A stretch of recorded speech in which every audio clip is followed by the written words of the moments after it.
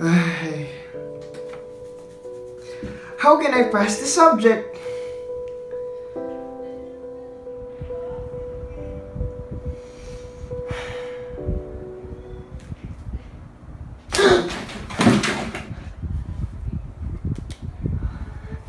Huh?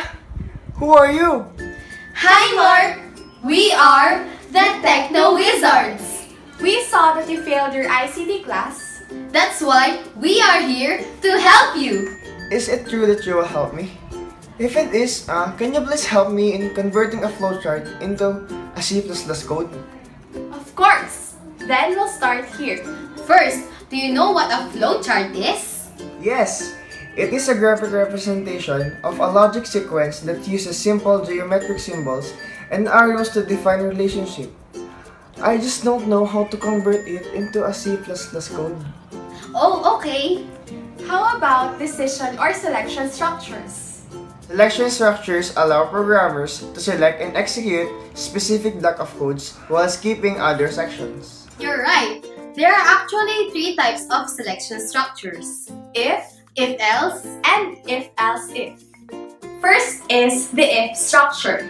It specifies a statement or a block of code if and only if a certain Boolean statement is true.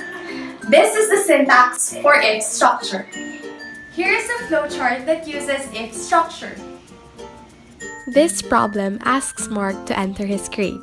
If Mark's grade is less than 75, it will display Mark needs to study harder. Let's now start converting this into C++ code.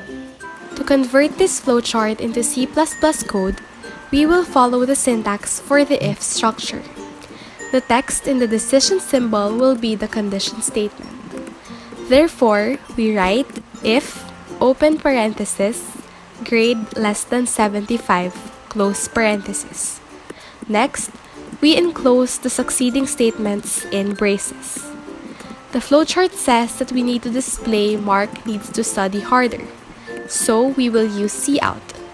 Therefore, we type cout insertion operator, Mark needs to study harder. Here's how the program looks when you run it. next is the if-else structure. It is used when you want to execute one statement if the condition is true and another statement if the condition is false. Here is the syntax for the if-else structure. This is a flowchart that features the if-else structure. The problem asks Mark to enter his grade. If his grade is less than 75, print Mark needs to study harder. Else, display congratulations Mark, keep up the good work. Now, let us now proceed in converting it into a C++ code. This problem is the same with the previous problem, but it needs to execute a statement if the condition is false. Therefore, we need to follow the if-else structure.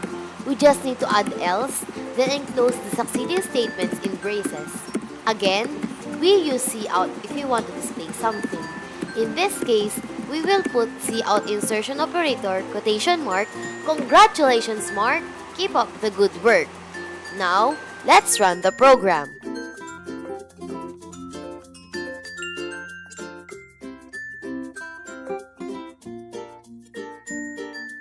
Lastly, we have the if-else-if structure.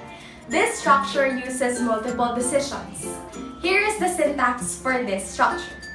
In this flowchart, the if-else-if structure was used.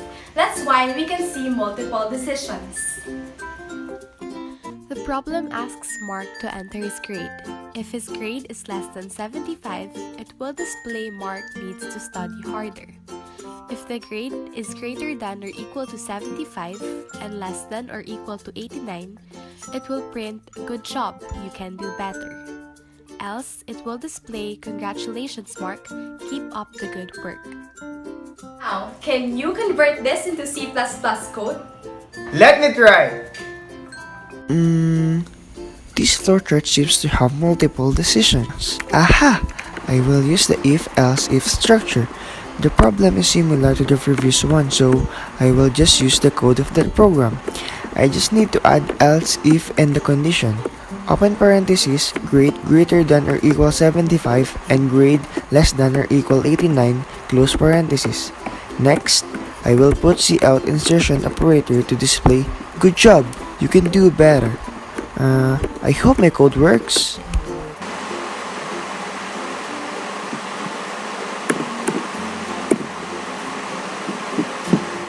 Wow! You did a great job! Thank you, Techno Wizards. I really learned a lot from you. I think I can already pass the subject. No problem. We're glad we were able to help you. If ever you have problems in programming, we are just one call away. I hope I pass. I really hope I pass this subject. Mr. Rizare, I see till there, 90. Yes! Yes!